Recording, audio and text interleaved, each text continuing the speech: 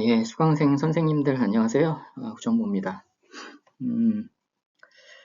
오늘 이번 시간에는 ESG와 지속 가능 경영에 관한 생각이라고 강의를 한번 구성을 해봤는데요.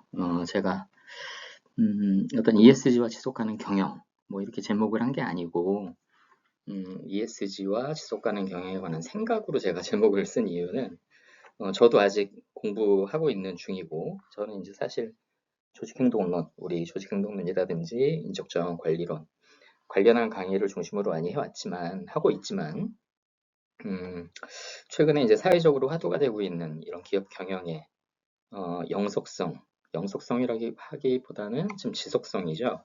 이런 부분을 좀 강화하고 어떻게 노화사, 그러니까 사측과 회사와 근로자, 노동자들이 더 오래 공존하면서 서로 협력하면서 더 그 일을 하는 곳이죠.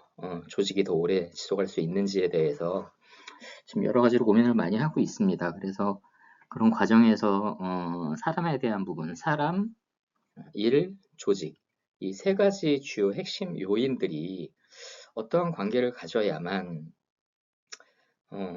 기업의 또는 기관의 경영이 더 오래 지속될 수 있는지에 대해서 좀 사람 관점에서 가능하면 제 전공을 좀 살려서 사람 관점에서 좀 살펴보고 있어요. 그래서 오늘은 그 시간을 제가 그렇게 생각하고 있는 부분을 좀 여러분들하고 공유하면서 또 향후에 여러분들한테 질의도 받고 한번 의견을 나누는 시간을 마련해 보고자 합니다. 우선은 제가 그동안은 아니죠. 지금 생각하고 있는 제가 기업이라고 표현하는 거는 기업이나 기관, 뭐 어떤 조직이든 다 해당이 됩니다. 이렇게 편하게 기업으로 통칭을 할게요.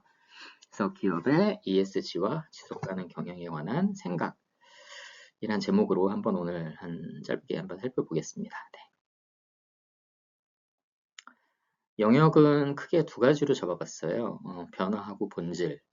좀 단순한 용어로 좀 써봤는데 최근에 어떠한 우리를 둘러싼 기업과 사람과 일을 둘러싼 뭐 정부도 마찬가지고요. 정부 정책이라는 변화도 있을 거고 또 어떻게 보면은 어떤 정부가 또 들어서냐에 따라서 또 약간 변화하는 부분도 있는 것 같고요.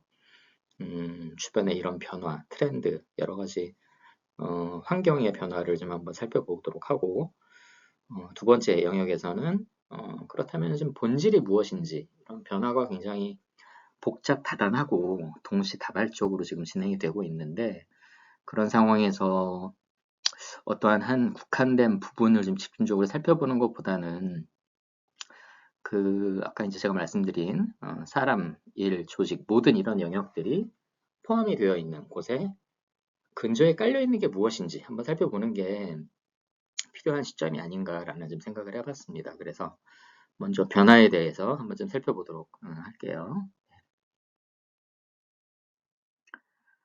글로벌 ESG 관련 규범이라고 좀 이렇게 뭐 멋들어지게 써 있는데 사실 뭐 큰 의미는 아니에요. 뭐 이런 의미는 있지만 좌측에 보면 이제 연성 규범이라고 되어 있고 오른쪽에는 제도, 법률, 강제화라고 되어 있습니다.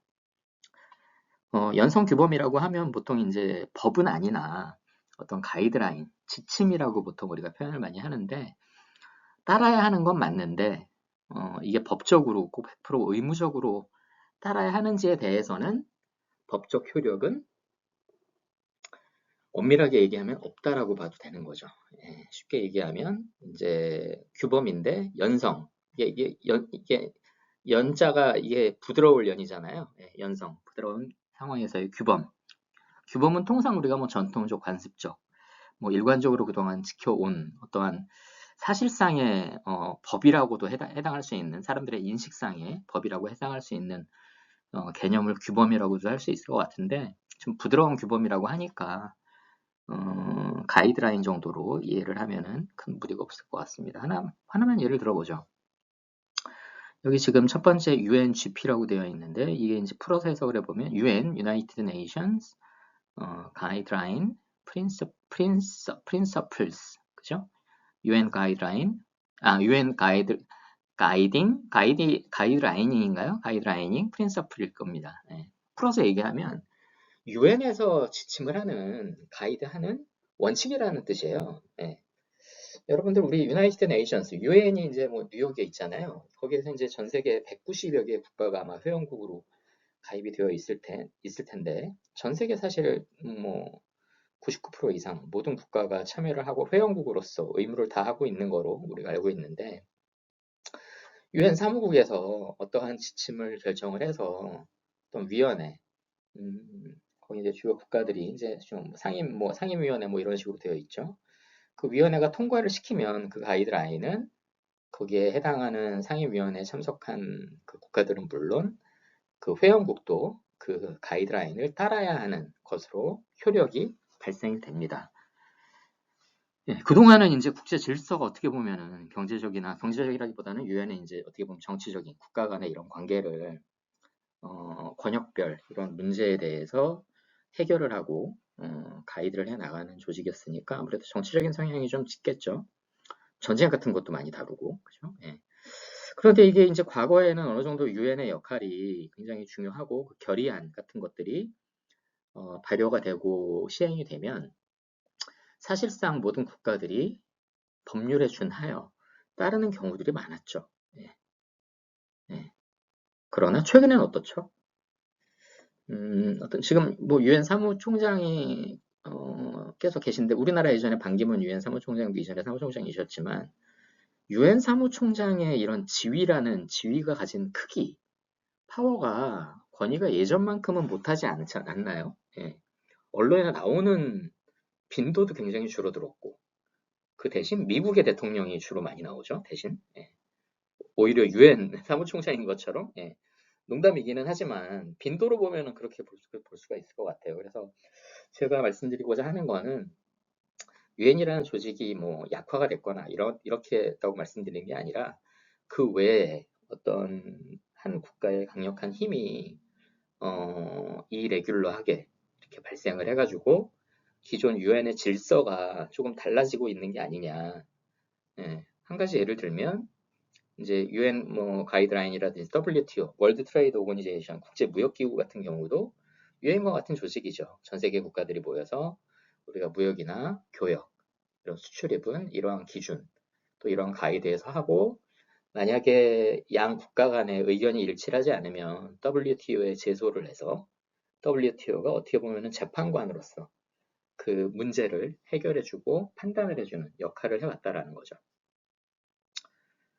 그런데 최근에 또 문제가 뭐죠? 예, 최근에는 특정 국가 간의 어떤 무역 합의도 한쪽 국가의 일방적인 지위라 그럴까요? 한쪽 국가의 불만족, 지위 등으로 인해서 맺어졌던 무역 협정이 그냥 일방적으로 사실상 파기가 되는 사례들이 속속 등장을 하고 있습니다. 가장 큰 예가 여기 오른쪽에 보시면은 이제 여러 가지 뭐 약자들이 있는데 위에 거는 주로 위에 두세 개는 미국 쪽 법률이고 무역 관련 그리고 밑에 이제 내용들은 주로 유러피안 유니언 EU의 EU 집행위원회가 결정해서 전 세계에 적용을 시키는 법입니다. 물론 EU 국가 내에서 해당하는 법이지만 예를 들면 CSRD 뭐 이런 공급망 관련 EU 관련 법제화가 된 거를 하나의 예를 들면 유럽의 어떠한 제품 뭐 손수건이라도 하나 수출을 한다라고 하면 그 손수건이 들어가는 원사라든지 이런 원자재 그리고 공정 또 거기에 투입된 사람들이 어떠한 노동을 통해서 그 제품이 만들어졌는지 그런 과정 또 수입되는 이런 통관 절차 수출되는 과정 예. 항만을 통해서 오면 이게 적법하게 절차에 의해서 진행이 된 것인지 모든 절차를 공급망이라는 이유로 통제를 하는 거예요. 그래서 유럽에 자기들이 세운 그 요건에 맞지 않으면 수출 통관을 그냥 정지시켜 버립니다. 수입이 안 되는 거죠. 예를 들면 한국의 이런 영세 손수건 업체가 우산이라든지 수건 제작 업체가 그동안 유럽에 특별한 제한 없이 어떤 환경 규제 정도만 통과가 되면 수출하는데 전혀 문제가 없었다라고 했을 때 지금은 그렇지 않다라는 거죠. 그 수건을 만드는 그 원사를 만든 노동력이 정당한 절차에 의해서 노동력이 투입이 된 것이고 그에 따른 보상이 정당하게 한국의 노동법제 그리고 보통 우리가 ILO라고 하죠. 국제노동기구 그 기준에 또 맞도록 이게 노동이 이루어진 것인지 한국 내 노동법제가 그런 것까지 점검을 다 해가지고 그 지표, 인덱스에 통과가 됐을 경우에만 EU 시장에서 통관이 가능하고 유통이 가능하고 판매가 가능하다라고 법제화를 시킨 겁니다. 그래서 강제화가 된 거죠. 기존의 연성규범 대비해서. 또 위에 하나 이제 뒤에도 얘기가 나오겠지만 위에 이제 예를 들면 IRA, 뭐 인플레이션 감축법이라 그래가지고 트럼프 대통령이 들어서면서 아마 제정이 된 것 같은데 기존에 우리나라의 이런 대규모 그룹사 전자 반도체 기업들이 배터리 제작사라든지 미국에 투자할 때 어떤 기존 정부에서 일정 규모의 보조금이라든지 세제 혜택을 받도록 되어 있었는데 인플레이션 감축법이라는 이 새로운 법이 등장을 하면서 대통령령으로 미국 대통령령으로 새로운 법으로 등장을 하면서 보조금이 삭감이 됐죠. 줄어들었죠. 네. 왜냐하면 공장을 짓는 거는 좋은데 거기에 대한 보조금은 우리 국내, 미국의 국내 산업이라든지 노동력 보호를 위해서 기존에 지급하기로 한 내용보다 우리가 지급을 할 수가 없다. 조건을 더 까다롭게 하는 거죠. 그래서 결국은 우리가 투자하는 대비 수익은 지금 떨어질 수밖에 없는 상황이고 어떻게 보면 미국 시장에 지금 굉장히 끌려가는 그런 상황으로 좀 볼 수 있을 것 같습니다. 그래서 이런 기존의 연성 규범으로 우리가 따라서 WTO라든지 유엔에서 제정을 하고 시행을 하는 이런 연성 규범에 따라서 우리가 그거를 규율로서 준수를 하고 진행을 하면 경제활동이나 우리나라의 이런 국가적인 정치활동도 큰 문제가 없었는데 여러 가지 물론 요인이 있지만 이제는 각 개별 사안마다 이게 법률화가 되고 강제화가 되어 있다는 거예요. 그리고 오른쪽에 이제 몇 가지가 이렇게 쭉 있는데 결국은 제가 이렇게 곰곰이 다 내용들을 살펴보니까 결국은 인력에 대한 내용, 거기 투입되는 인적 자원, 표현은 휴먼 라이트라고 되어 있어요. 인권으로 좀 포장이라 그럴까요? 인권으로는 표현은 되어 있지만 그 본질에는 인적 자원에 대한 활용, 관리, 통제, 육성, 보상. 그래서 그 내용을 종합을 해보면 인적 자본, 휴먼 캐피탈 관점에서 이제 바라보고 그 휴먼 캐피탈 관점에서 국제적 이런 수준의 기준에 맞는지를 보겠다. 거기 안 맞으면 수출을 안 하겠다라는 거죠. 예, 뒤에서 하나 좀 예를 들면서 설명을 드리겠습니다. 네, 미국하고 EU 움직임이라고 제가 지금 표현을 좀 해봤는데 밑에 지금 나와 있는 6줄은 제가 최근에 언론을 통해서 한번 조회를 해본 거예요. 관련 조회를 했을 때 제목을 그냥 그대로 제가 캡처를 해가지고 옮겨놓은 겁니다. 그래서 유럽은 지금이라는 특집 기사에서는 노동과 인권이 보장되는 무역이 이제 중요하다라고 얘기를 하고 있고 또 다른 기사에서는 미국 세관, 중국 신장산, 태양광 부품 수천억 원어치 압류. 수천억 불인가요? 수천억 달러인가요? 수천억 원인가요? 수천억 위엔인가요? 이건 잘 모르겠지만 중국 신장산 굉장히 저임금에서 기반해서 생산된 태양광 부품이 그동안 미국을 휩쓸고 있었는데 압류가 되어 있다, 중단이 되어 있다라는 지금 상황이고요. 그리고 다음은 중국 강제노동 부품은 안 돼. 미국 UFLPA 제조 대기업 첫 적용. 이게 이제 아까 말씀드린 통관, 그러니까 수입 제한 조치 중에 미국이 UFLPA라는 거를 한 7, 8년 정도 된 것 같아요. 오래됐죠? 인권이라는 표제를 달아서 중국의 신장 위구르 지역에서 여기 보면 위구르라고 되어 있죠. 신장 지역 위에 있는 신장 같은 지역입니다. 중국 신장산 태양광 부품이라고 되어 있는데 중국 신장 위구르 같은 경우가 중국 내에서도 여러 성이 있는데 미국 같으면 스테이시죠. 주가 있는데 굉장히 경제적으로 낙후가 되어 있고 산업이 발달이 많이 되어 있질 않아요. 그래서 중국 내의 많은 기업들이 이런 하청의 하청, 재하청 이런 업체들을 이 지역에서 운영을 많이 합니다. 그 이유는 결국은 인건비죠.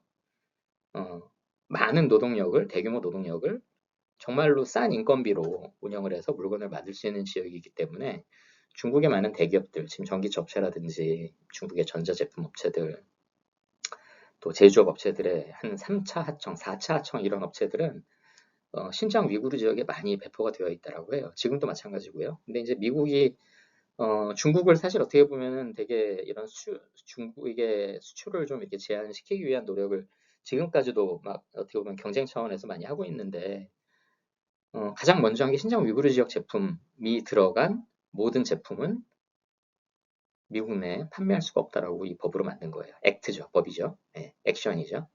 그러니까 위구르 폴스 레이버 프리벤션 액트.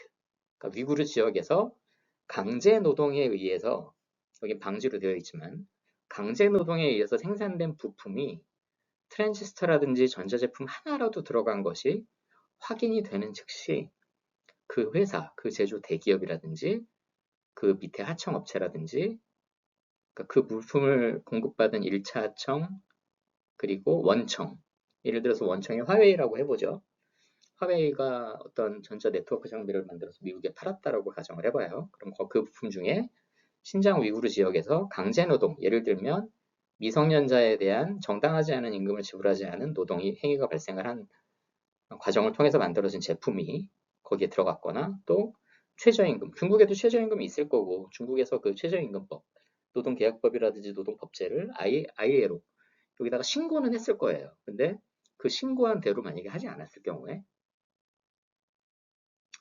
관련 부품이 들어간 모든 제품은 수입을 중단시킨다라는 거죠. 그래서 최근에 이제 이런 뉴스가 좀 있었을 거예요. 최근에 중국에서 이제 많은 기업들이 한국으로 일단 수출을 해가지고 통관 절차만 딱 맡겨놓고 메이드 인 코리아로 어떻게 보면 좀 명패를, 그 제조국을 바꾼 다음에 미국으로 다시 수출하는 이런 간접 수출 형태가 한번 이게 진행이 되다가 적발이 된 적이 있었죠. 예, 그래서 이게 어떻게 보면 이 신장 위구르 이 법안 하나만 가지고도 미국은 지금 굉장히 큰 무기로 중국 대비해서, 물론 중국도 미국에 대비해서 여러 가지 무기를 통해서 무역에 대한 도구를 통해서 서로 이제 대응을 하고 있는데, 이 UFLPA가 사실 그 맨 앞서 있던 미국이 가지고 있는 기본 전제라고 보시면 될 것 같아요. 예. 오히려 최근에 한화 태양광 산업이 미국에서 좀 많이 확대가 되고 있다라고 하는데, 이 중국 신장산 태양광이 워낙 이게 품질도 나쁘지 않고 싼 거로 알고 있었는데, 그게 이제 제한을 받으면서 상대적으로 좀 이익을 받고 있는 게 아닌가라는 생각도 듭니다. 네, 제가 확인은 해봐야 되겠지만. 그리고 밑에 보면 EU 같은 경우 아까 제가 말씀드린 CSRD인가요? 공급망 실사법 발효가 됐어요. 그래서 우리나라 기업들 발등에 불이라는 거죠. 지금 UFLPA 위에 미국 내용하고 똑같은 내용이에요. 공급망에서 특히 유럽 같은 경우는 인본주의잖아요. 사실 기본적으로 깔고 있는 유럽에, 물론 자국이 유럽이 세계의 중심이라는 생각을 갖고 있다라는 거는 조금 반론을 제가 제기를 하지만, 사람 중심의 이런 인본주의를 기반한 국제 질서를 만든 거는 EU 자신들이라고 생각을 하기 때문에 이런 인권에 대한 부분은 어느 곳보다 미국보다도 더 엄격하게 보고 있죠. 그래서 이런 인권을 또 표방한, 근데 거기에 따라서 또 공급망에 대한 내용이기 때문에 사실 이런 제조 과정 이런 데 초점을 맞추고 있는 것 같아요. 최근에는 또 미국이 그렇게 하고 있으니까 유럽도 자국에서도 어떻게 보면 최소한의 보호 조치로 진행을 하고 있습니다. 그래서 EU가 오히려 또 우리나라에서도 굉장히 큰 시장일 수 있지만 또 굉장히 수출하기가 어려운 지역으로 지금 점점 더 커지고 있습니다. 여러분들 한 가지 예로 2025년 초에 저기 신안군의 태평염전이라는 굉장히 큰 기업이죠. 우리나라 대표적인 염전 기업인데, 소금 만드는 기업. 예. 물론 이제 염전 어떻게 보면 농업으로 봐야 되나요? 어떻게 보면 해산업으로, 수산업으로 봐야 되나요? 아니면 제조업으로 봐야 되나? 그죠? 자연 이 해수를 이용해서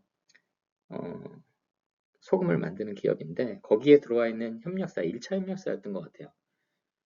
계약업체가 강제노동을 한 것이 이제 어떤 시민단체, 한미 공동 시민단체에 적발이 돼가지고 미국 정부에 신고가 됐습니다. 그래서 미국 정부가 그 신고가 들어오자마자 일단 통관을 중지를 시켰어요.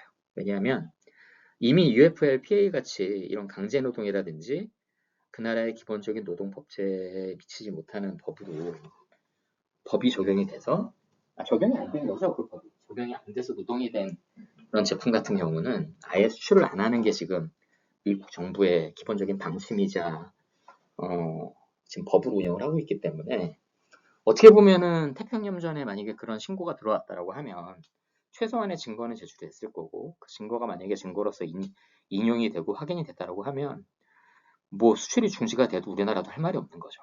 동맹은 동맹이지만 이제는 미국이 좀 무역에 대해서는 좀 다르게 보는 좀 이런 느낌도 좀 있죠. 예, 그렇습니다. 아직 이게 해결이 안 됐어요. 지금 제가 지금 말씀드리는 시점이 12월이니까 아마 최근에 이제 뉴스를 보니까 미국 대사관에서 아마 미국 주한 미국 상공회의소하고 공동으로 해가지고 현장 실사를 나간 걸로 알고 있습니다. 근데 이제 이미 조사는 끝난 걸 거고 현장 실사는 가서 한번 본 걸 텐데 글쎄요, 어떻게 될지 잘 모르겠습니다. 정치적인 또 이런 결정이 영향을 미침이 원래는 정상적이었는데 과거 같으면 이제는 그런 상황이 아닌 것 같아서 좀 우려스럽기도 합니다. 태평양전이 우리나라 대표적인 고급 소금 수출 기업인데 좀 안타깝죠.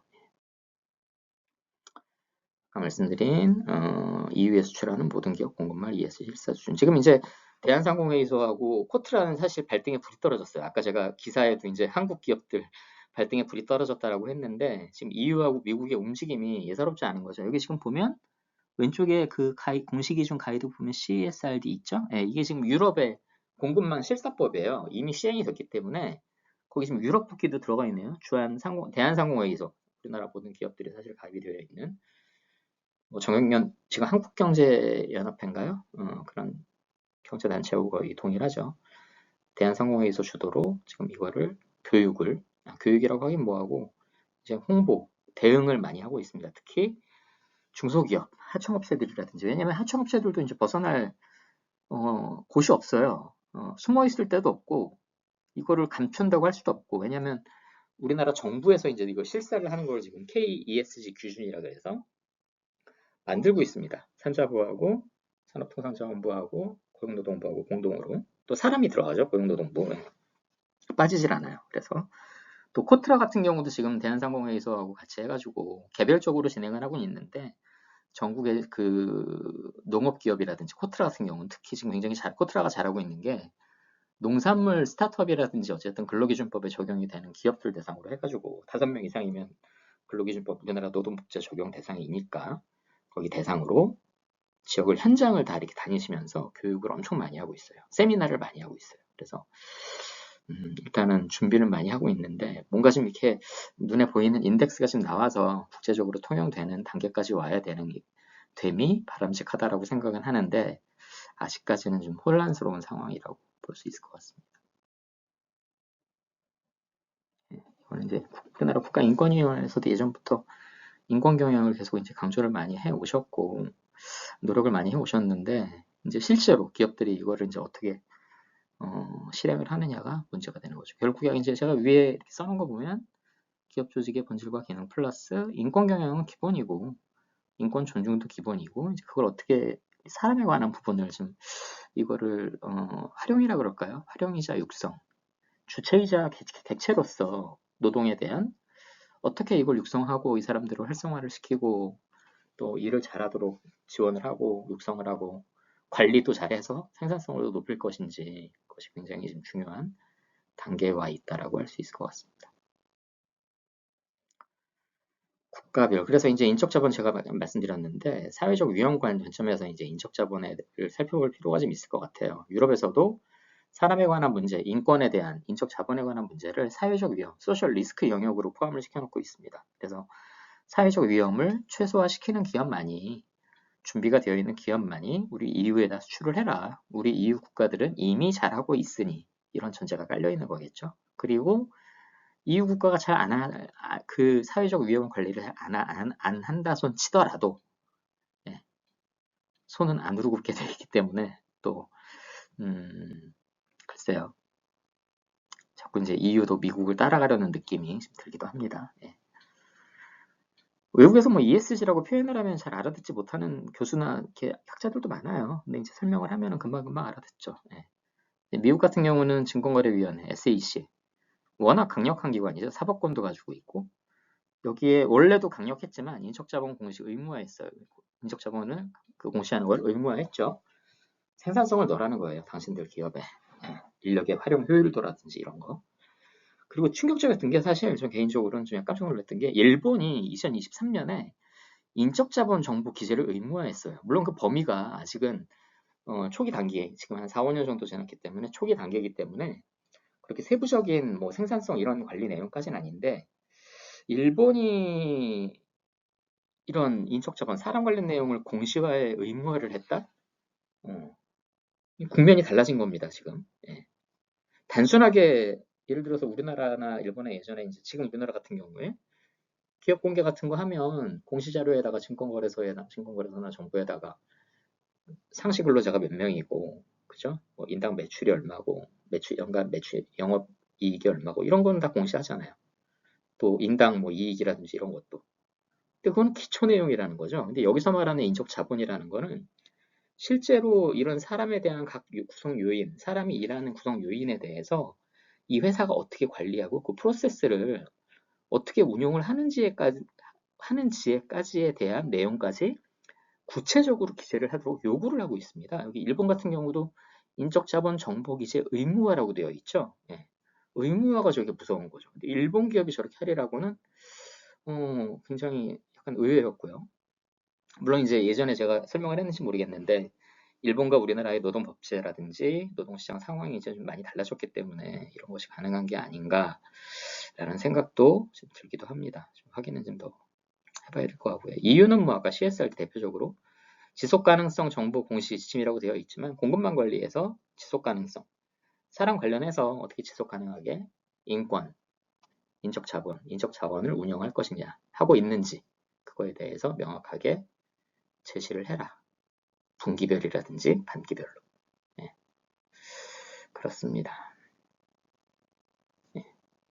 저 기준에 맞춰서 우리나라도 기업도 제출하는 얘기예요. 이후 정부에. 네, 똑같은 얘기예요. 네, 그렇습니다. 그래서 오른쪽에 이제 제가 사회적 위험 관리하기 위한 실효성을 어떻게 높일 것인지 이제 준비를 해야 되는 상황인데 결국은 인권하고 인적 자본 관점에서 두 가지로 볼 수 있을 것 같고 인권 관련 교육이라든지 고충 처리 시스템 이런 거는 뭐 당연하게 인권 차원에서 운영을 해야 되는 거고 조직 내에서 각 기업마다 정해진 법률도 다 있죠. 우리나라 남녀고용평등법이라 그래야 되나요? 거기 관련해서 이제 그러한 양성평등이라든지 근로조건에 대한 보장, 근로기준법에 뭐 그런 거 나와 있고 또 인적자본에 대한 공시 공유, 이게 생산성을 넣으라는 건데 어떤 지표를 지금 넣으라는지 명확하지가 않아요. 왜냐하면 우리나라 기업들이 그동안 이 인적자본을 관리하는 정부 차원에서의 기준이 없어왔거든요. 그래서 그걸 지금 만들고 있는 게 KESG 기준이라 그래서 지금 아마 초안은 나왔을 텐데 아직 지금 미국이라든지 이런 EU 무역 환경이 교역 환경이 워낙 빠르게 바뀌다 보니까 지금 그 기준을 만드는 과정도 점차 느려지고 있어요. 그래서 아직 지금 명확하게 제시가 되지는 않는 것 같습니다. 그게 만들어지면은 그 기준을 통과하는 기업은 당신네들 국가에 미국이나 EU에 수출하는 걸 허락해다오.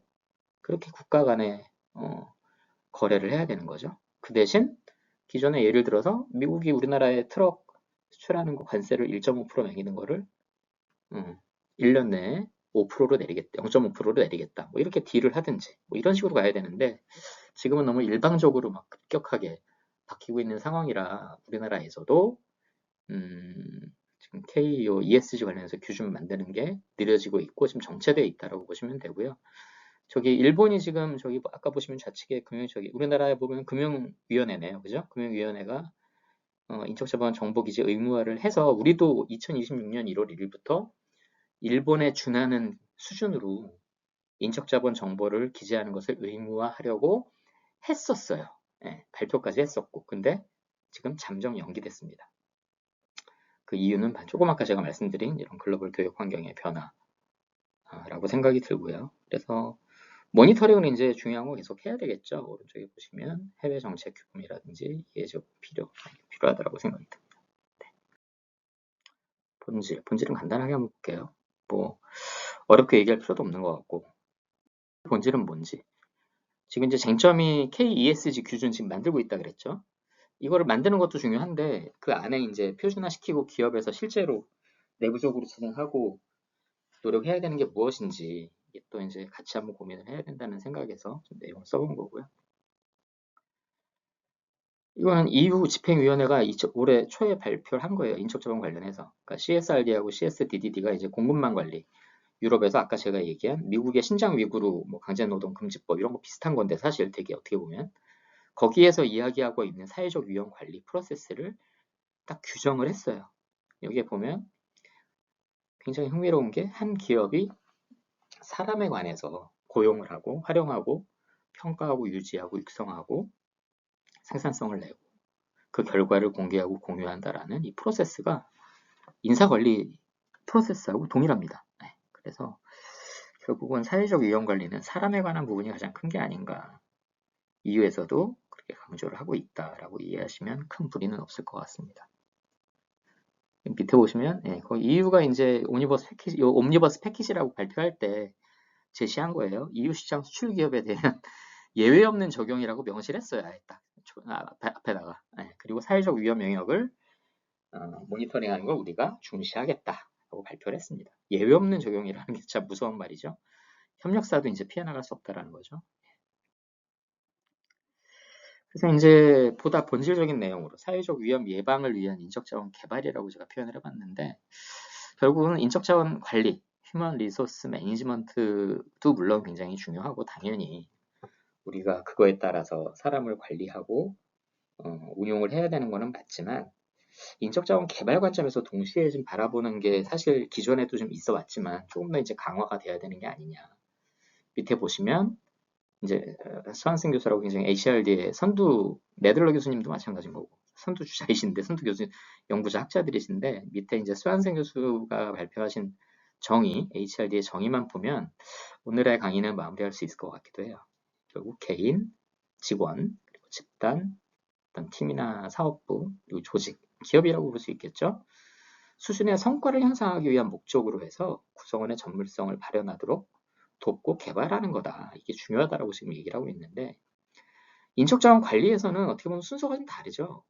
전문성 있는 구성원을 뽑아서 교육은 물론 시키되 개인을 활용을 해가지고 집단 조직의 성과를 내도록 하는 게 인적자원 관리잖아요. 그래서 조금 좀 상반은 아니지만 지향하는 바가 좀 많이 다르다라고 볼 수도 있을 것 같아요. 다만 이제 이 두 가지 영역, 인적자원 관리와 인적자원 개발의 이 교집합을 어떻게 우리가 잘 찾아서 그 조직의 특성, 구성원들의 인식, 결국에는 뭐 기업 문화라고도 할 수 있을 것 같고 그 조직 풍토에 맞도록 어떻게 이거를 더 디벨롭 시키느냐가 굉장히 중요하고 그거를 통해서 아까 이야기한 사회적 위험을 우리가 미연에 예방하는 게 이제 이러한 지금 변화 상황에서 아까 이제 여러 가지 뭐 교육이라든지 국제 정세라든지 무역 관계라든지 또 권역별 뭐 이런 시장이라든지 여러 가지 살펴봤는데 법제화라든지 그런 관련된 부분에 그런 데 있어서에서 강조를 하고 있는 이런 사회적 위험, 소셜 리스크를 예방하고